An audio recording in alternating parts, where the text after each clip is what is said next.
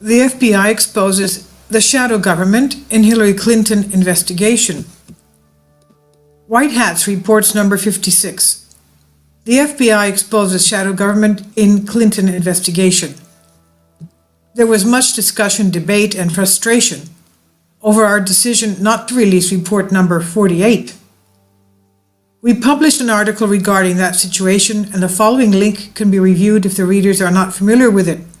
The link is in the article body. I'll leave for you in the description box.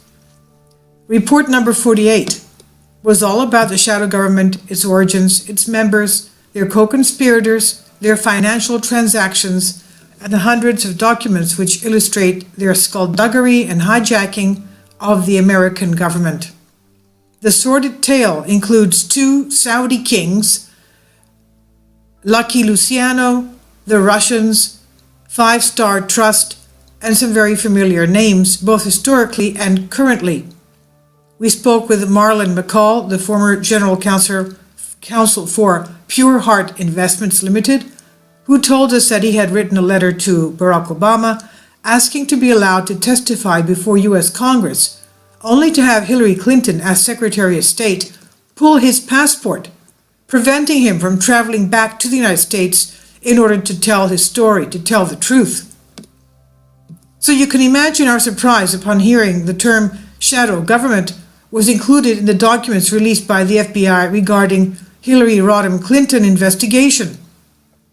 The quote below can be found on page 56 of the 4 batch of documents at the FBI site in the link below. It should be noted that any reference to members of the shadow government would not be accurate unless at least one skull and bonesman is mentioned, quote unquote, John Kerry. The above reference was innocuous enough, but to us it did get our attention. Further, it is not surprising that Hillary Clinton is linked to the shadow government by an FBI agent. The Ministry of Propaganda, aka the mainstream media, has predictably failed to mention this part of the FBI's data dump, concentrating instead on the quid pro quo passage we mentioned in our last report. For an example of the shadow government's total control, see our comprehensive report released over 4 years ago regarding the $15 trillion SWIFTs sent via the banking system to Pure Heart Investments Limited, operated and controlled by one of the original members of the shadow government's group of 5. $15 trillion SWIFTs. The transfers were initiated by the New York Federal Reserve, always the centerpiece of any fraud perpetrated by the Federal Reserve, through the usual suspects of criminal banks, JP Morgan, RBS, HSBC, Citibank, and Credit Suisse. This fraud would not be complete without the Department of Homeland Security providing their quote-unquote blessing of this fraud by providing proper cover in the form of clearance codes for the transaction. Project Veritas. James O'Keefe is at it again, revealing the despicable underbelly of the DNC operatives in their attempt to disrupt the Trump campaign. The MOP, the Ministry of Propaganda, has been quick to attack O'Keefe and dismiss the videos as relevant without talking about the contents, their SOP. At this point, they are so exposed for the frauds therein, it's difficult to see how they financially survive after this election. They've been obedient lapdogs for the cabal, and their desperation in attempting to get Hillary Rodham Clinton in the White House will eventually be their downfall.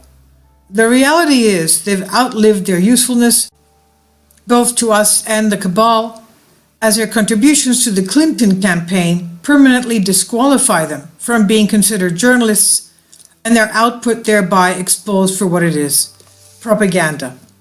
They're sold.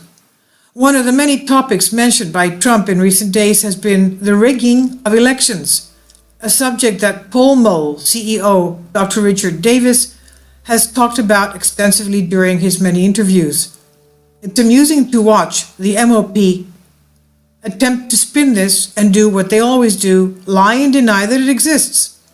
Anyone who is awake is aware of the long, documented history of election fraud in this country, dating all the way back to Lyndon Johnson's stealing of the U.S. Senate seat in 1948, to the mob fixing the vote in Chicago for JFK in 1960, to the farce in Florida in 2000 that was ultimately decided by SCOTUS.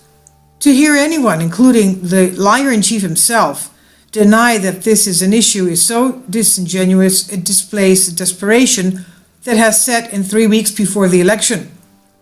The whole system is set up to be manipulated, and it begins with the registration process through the pre-election polls to the election itself. Election night TV is filled with numbers, but we never hear about how many dead people voted, how many people voted multiple times, and how many illegal immigrants voted. It's interesting to watch the MOP spin Trump's revelations about election fraud by stating his unspoken message to his base is that he's lost the race, and the talking heads conclude that this will deter his supporters from coming out to vote for a lost cause. Talk about desperation. The MOP shills are doing everything they can to convince voters from coming out in support of Trump. Or worse, they try to convince us that Trump knows all is lost, and he's already providing an excuse, quote-unquote, why he won't win the election. The following two links are to the recent undercover videos released by Project Veritas documenting the dirty tricks and illegal tactics of the DNC in order to get their cabal candidate elected. Law enforcement should be all over this, but don't hold your breath. As we've seen, the DOJ is in the tank for the Clinton crime family. This election rigging is at its finest. Now, considering the final debate that took place a few hours ago in Las Vegas, we can only hope that Chris Wallace provided the level playing field rather than continuing attacks on Trump, perpetrated by his media brethren in the first two debates with Lester Holt, Anderson Cooper, and Martha Raddatz. The upside of this is that three former moderators have revealed themselves for what they are, cabal shills.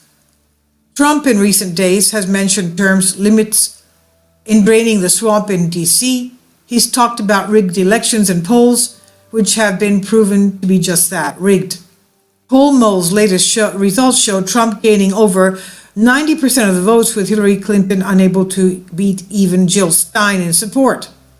Dr. Davis' poll mole should be sent far and wide to ensure the election isn't stolen. And one of my previous posts just today, the ABC News poll showed that Trump was the victor with 77%, and Hillary Clinton was behind Stein at 3%. That's more realistic. This is on the State of a Nation. I'll leave links below for you for this.